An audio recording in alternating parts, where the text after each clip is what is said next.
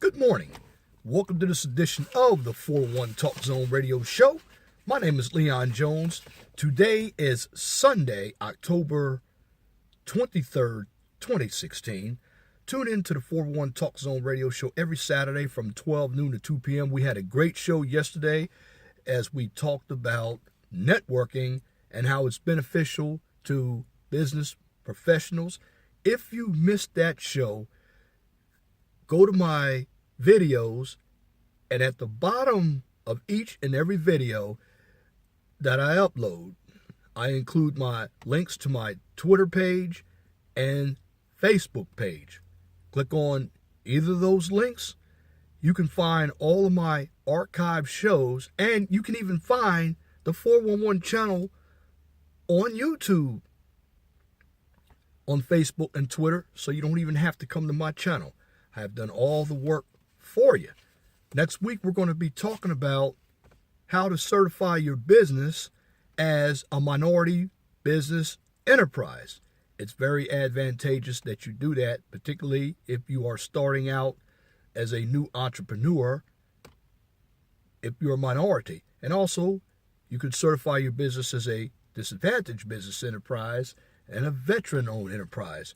We're going to get more into that next week on the 401 Talk Zone Radio Show on Blog Talk Radio. And I'm going to upload a video this week to give you an overview of what we're going to talk about next Saturday. You don't want to miss that show. So guest call-in number is 215-383-5785. If you like my videos, please share and subscribe to the 401 Talk Zone Radio Show right here on YouTube so I can continue to give you quality information for educational purposes from a professional and mature perspective. On this channel, we don't engage in emotional or controversial topics, nor do we participate in any drama or unnecessary bickering. The reason why we don't, because I found, particularly on the black sector of YouTube, that black folk don't know how to disagree. They're too emotional about issues, and they take everything personal instead of looking at the big picture. They look at a microscopic part of the picture, which is everything is based on their own experience. You have to look at issues from an objective point of view, and you have to stay on topic. Forget what happened to you as a person. Look at the whole picture, and that's how we do it here on the 401 Talk Zone Radio Show on YouTube. If you're not objective, you're never going to understand the topic. And remember, logic always trumps emotion. That being said, if you have a business or a topic that you would like for me to discuss on the 401 Talk Zone Radio Show, YouTube, or Blog Talk Radio, email me at lej6521@gmail.com. If you have a comment, please leave it in the comment section. But make sure your comments are pithy. And what I mean by pithy, stick to the point. Do not give me anything that is off target. I won't look at it. And on this channel, we're not about agreeing or disagreeing. I'm about looking for your point of view on the subject matter that I present, because I do miss things. And I'm giving you my point of view. The object of this channel is to give you business news and information to educate you. It's not about debate. It's about dialogue. And if you come to those senses, you will understand and comprehend subject matter more appropriately. And then you don't have to look at everything from an emotional standpoint. Now, on today's topic. And I'm going to talk about something that is really on the agitating side. And it is strikes of educators. What do I mean? Well, here in the Chicagoland area, you have teachers. And I'm not downgrading the teaching profession. And you have educators who are professors.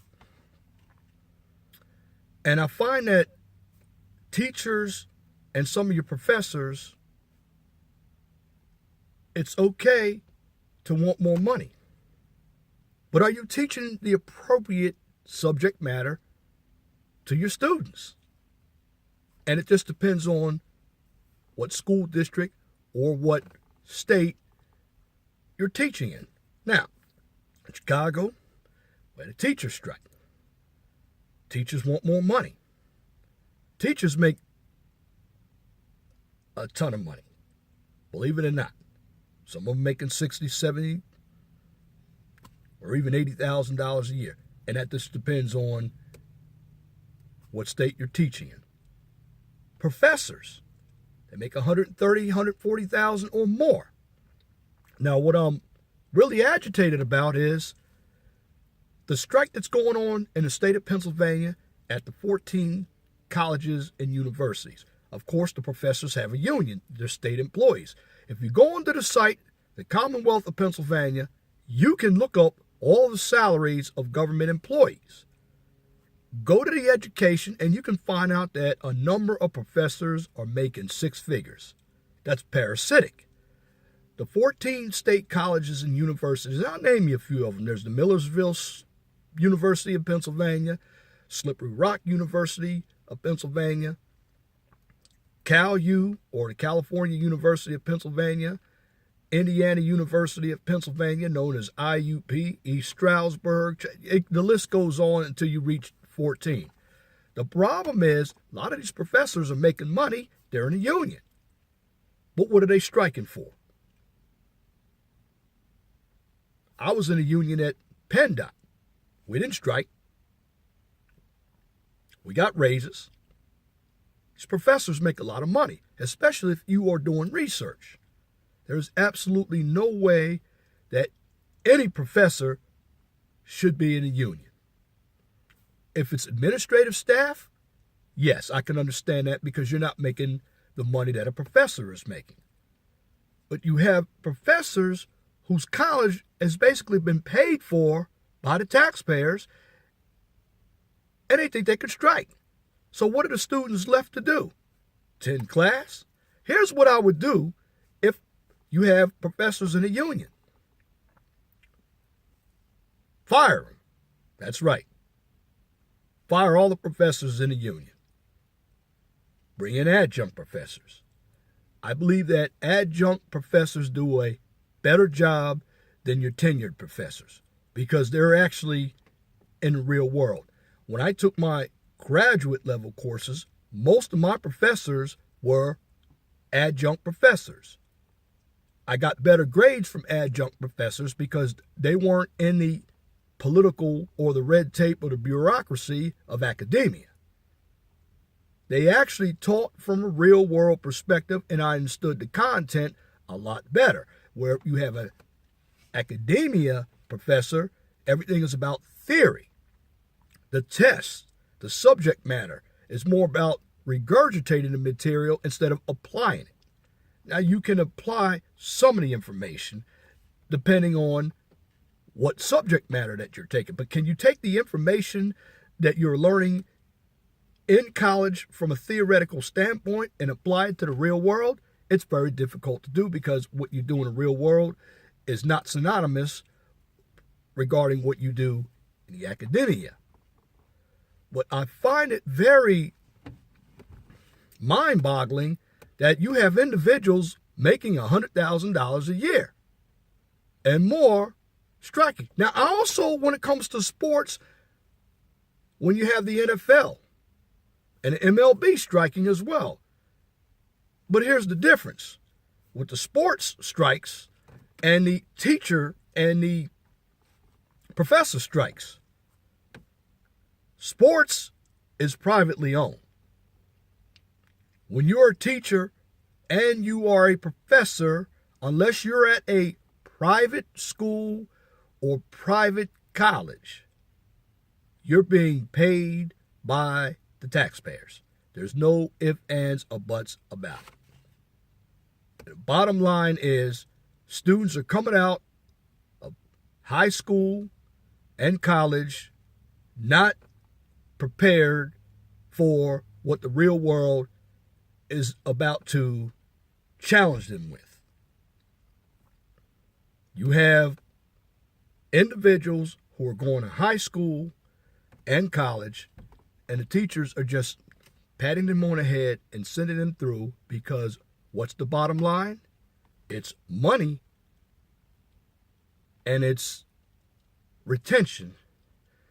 And when you put these two items together, the teachers and the professors are about looking good, but they're doing it very dishonestly. If you want to look good in the teaching profession and in the academia profession, be qualified to teach.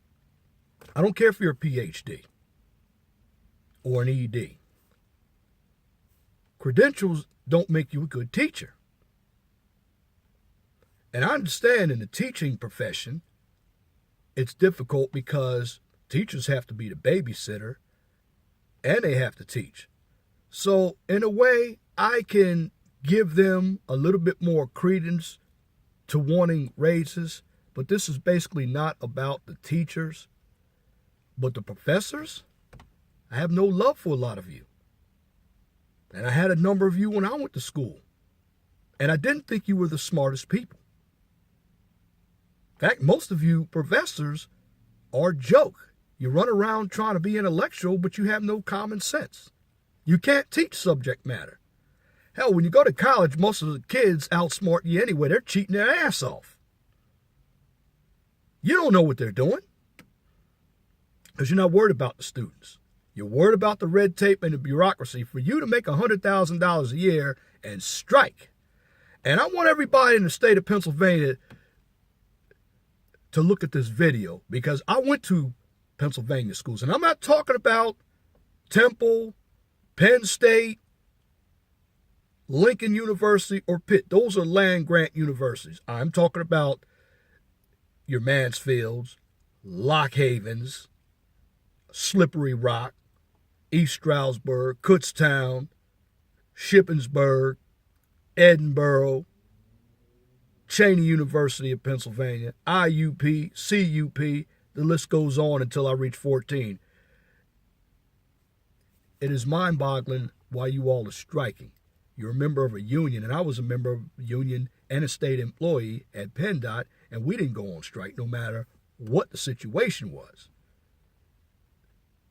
For the most part, a number of you professors are parasitic anyway. You're living off of the taxpayers. And here's what I would propose. Professors shouldn't even be allowed tenure. Any individual who is a manager in government should only be allowed term limits. And what I'm talking about your, I'm going to call it your fifth rung of government, and that's your education system. Because what happens with the education system? Well, particularly in English and journalism and social science, you send these individuals out and they become journalists, and they don't report journalism objectively anyway. So those folks should be on a tenure basis. And what I mean, my tenure basis, 48 years. That's it. That way, each and everybody else has a chance to move up into being a professor. And also, you shouldn't even need a PhD to be a professor. Why? Is that a click thing? You should be able to be a professor with at least a graduate degree, a MS degree, or an MA degree. What's happening is you get some of these professors that are moving around, making big money. And I'm talking about in the state system, not in the private system. Because if your professors want to make money, go to the private schools. In Pennsylvania, you have Lehigh, Lafayette, Bucknell, Carnegie Mellon, very good schools. But my question to you professors, and I want somebody to comment, if you're a professor, in my comment section of this video, on why you should be striking. Because it's asinine how you can make hundreds of thousands of dollars And then you're putting out the propaganda in your departments about the wealthiest 1%, but yet you're living off the taxpayers? And I was a taxpayer in the state of Pennsylvania, which is a Commonwealth state. But you're going to feed me this line of BS about the wealthiest 1%. When you could go to school off the taxpayers' backs, go from an undergrad to a grad, you bring in research, you have endowments, probably paying for some of that research that you're participating in. Some of you PhDs out there, you have a lot of students doing the work for you anyway. You're lazy. I'm going to tell you like this. A number of you are lazy. Now, some of the professions, such as engineering, I'm not talking about those professors because basically at the 14 institutions that I'm describing have been mainly teachers' colleges. You have very few engineering or engineering technology programs in the 14 colleges and universities in the Pennsylvania state system. I know Bloomsburg has an electrical engineering technology program. Millersville University, they just started a program for robotics and engineering technology. And I look at who's teaching those students. Most of them are adjunct professors.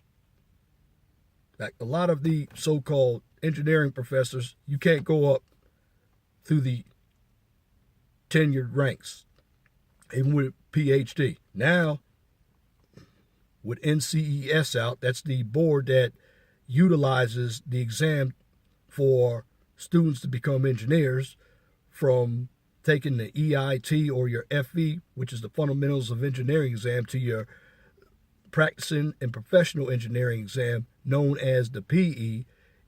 You basically have to have that PE if you want to teach at any college or university. You should be an engineer. Well, most of these individuals who are involved in unions, and I tell you, unions are big money, and I did a video on the unions, and I'm not criticizing unions either, but I find it very difficult to understand how any teacher could strike when you're making pretty good money.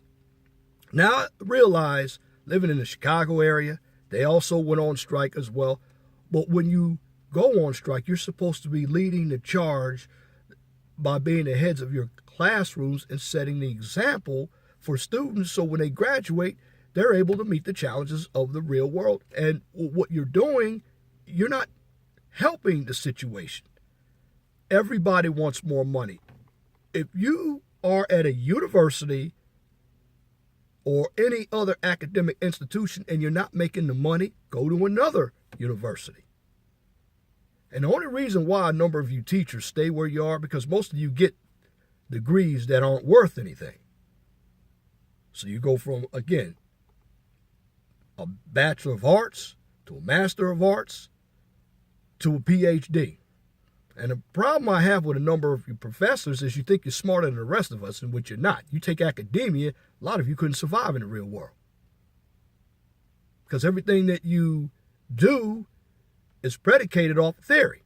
And this is why you have a lot of left-wingers, particularly in the Obama administration. They don't know what they're doing.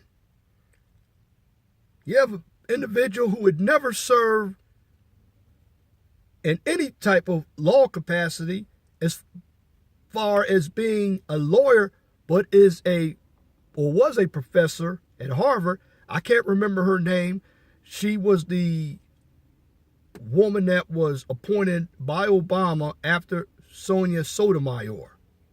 She has no idea about law, but she was a college professor. And Obama was a college professor. He never practiced law either. I always tell all students, beware of the utilization or hiding behind intelligence of a professor to make themselves feel more intellectual. They're not. On a common sense level, a PhD doesn't have it.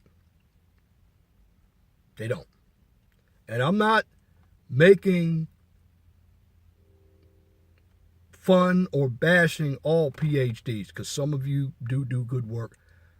I am going after the PhDs who are striking in Pennsylvania, and they make hundreds of thousands of dollars.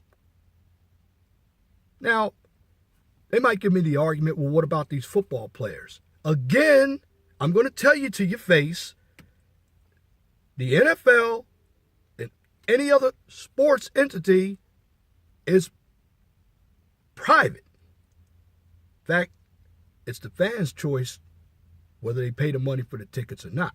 Are the salaries outrageous for football players and basketball players? Absolutely. But again, they're not in a government entity being subsidized from CBA, which is a collective bargaining agreement. In other words, you have a contract for more money. And when I see all these sites up about students, and here the strike started, I believe it was last week or the week after, or the week before last, excuse me. And the spring semester schedule is already out. So we're already at the midpoint, and these students really don't know what to do. But here's my solution. Just fire them all. Bring in adjuncts. That will save the state a lot of money. And don't allow teachers to unionize. You know, a governor can do that. Here in Indiana, I work for NDOT, the Indiana Department of Transportation. There's no union. You know why? Well, he was Mitch Daniels, or it could have been Mike Pence. They came in and said, we're not going to unionize state employees. And NDOT is run just like a private entity. In other words, if you work for the Indiana Department of Transportation or any other type of state job in Indiana, you cannot stay on the payroll the rest of your life if you are an incompetent employee. They can fire you here. Indiana's a right-to-work state. You can't work that way in South Carolina, Virginia, and I believe with what's going on in Pennsylvania, with the professors striking, I believe more and more states are going to become right-to-work states. Now, are right-to-work states good? In some capacity, they can be good. Because you don't have a budget that's full of government, I call it fat or earmarks. It's predicated on creating new businesses, which in essence creates new taxpayers, and it makes your state more appealing, and you have other individuals from other states to come to your state with the intent on living in a lower cost economy. And when that happens, you create more taxpayers to pay for your government goods and services. Here in Indiana, there are state schools, Purdue and Indiana University. Indiana State is a state university. Ball State University is a state university. You don't have a lot of state universities, but a number of universities here are very private. I'm doing this video because I want every student who is attending the 14 colleges and universities in Pennsylvania where all of your professors are striking to do this. Continue to go to class. But if you're a freshman, especially, look to going out of state. Take your money and go somewhere else. College is extremely expensive. And if you're not getting the education that you need because professors think they can strike whenever they don't get their way, and they're making six figures, and I'm talking about tenured professors, and you also have your administrators, but your tenured professors, to me, those professors don't need those jobs there. And adjuncts, they didn't come in and do the jobs because they do it better. And also, attend community colleges. If you want to stop the madness of bureaucracy or red tape in any college, don't go to that college. Don't give them the money. Alumni, don't give them your money either. You should be vigilant about the educational system.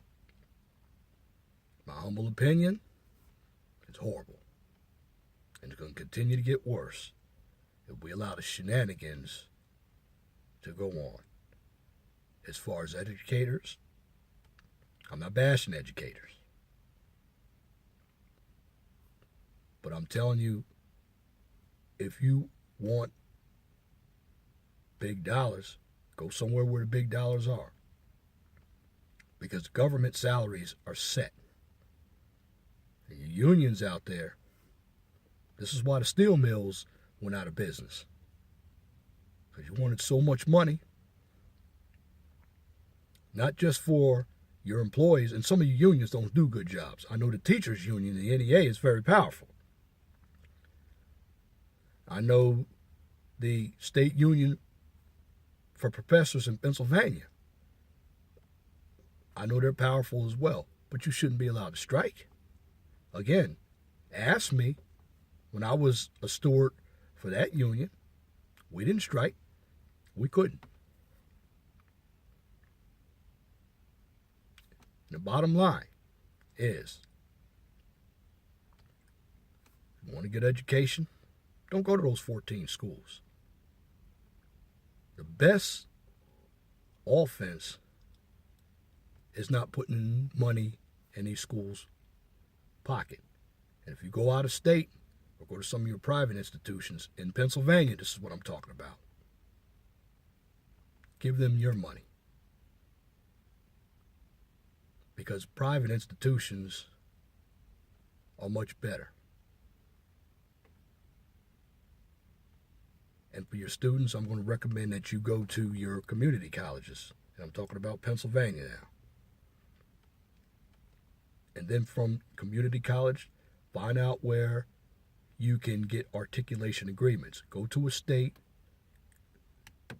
that has lower tuition and make sure the professors aren't in unions. Be vigilant. And give that state your money. I mean, I recommend coming to Indiana to go to school. College tuition is cheap.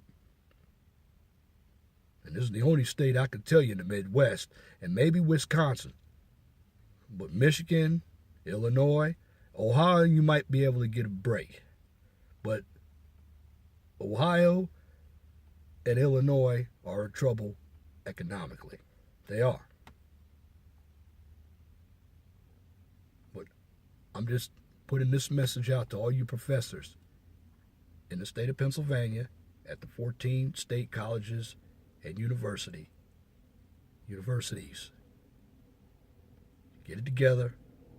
Wrap this nonsense up about a strike, because you're making hundreds of thousands of dollars. Do your job and teach students, and allow these students to become model citizens. Because a number of you have gotten through the system from the benefits of the taxpayers, and you call yourselves smarter than the rest of us. I'm going to tell you, you might have all the academic sense, but you don't have the real world sense. And when you can't utilize what the taxpayers have done for you, and I'm talking about paying your salary, because in my humble opinion, you should be on a term limit. There should be no such thing as a tenured professor. In fact, the number of schools here in Indiana, they're utilizing adjuncts. That's the smartest way to do it. You save more money. Because that tells me when you're striking, you're not about the students. You're about your own pocket. And if you're not making enough money at the 14 colleges that are state funded in the state of Pennsylvania, I'm talking about Millersville, Edinburgh and those colleges, seek to go to another place to find employment, because that's what I do. That's the common sense way of handling this issue. Because I've read it, Philly Inquirer, the Reading Eagle. Don't think I don't read anything that goes on in Pennsylvania. I lived in Pennsylvania for 10 years, and I'm going to report on it. So, if you want to add to what I just said, you may comment in the comment section. But again, professors should not be in the union, and they should not be allowed to go on strike. They're doing the system and their students harm, because they want more redistribution of wealth. This is why they stay professors. They don't want to teach the students anyway. They want to retain the students, but they're looking out for their own pocket. I know life isn't fair, but students start asking more questions when it comes to going to college. I will point out all the bureaucracy that goes on, but please watch this video, particularly if you're from the state of Pennsylvania or from any place in the United States. Because besides paying your tuition, see if your professors are in unions. Question it. We don't start asking the right questions, we get hosed. But that's all I got to say. That's my commentary for this edition of the 401 Talk Zone Radio Show. Till next time, my name is Leon Jones. Remember to be gentle and respectful to each other. Have a wonderful and blessed day.